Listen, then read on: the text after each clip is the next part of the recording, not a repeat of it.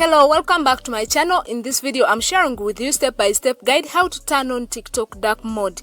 Now as we get started, don't forget to like the video and subscribe to the channel if you are new. Now let's get started. Log into your TikTok account and go to the profile page, then press up on the menu button in the corner. Now press on settings and privacy.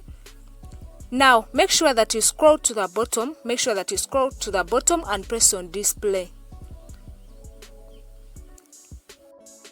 Now TikTok will bring you to this page immediately. After pressing on display, make sure that you turn on dark mode. Make sure that you press on dark mode so that you turn on dark mode. You can also use your device settings. You can also turn on use device settings. If your device is in dark mode, then it will automatically, TikTok will also be in dark mode. That's how you can do it. Don't forget to like the video, subscribe to the channel. See you in the next video.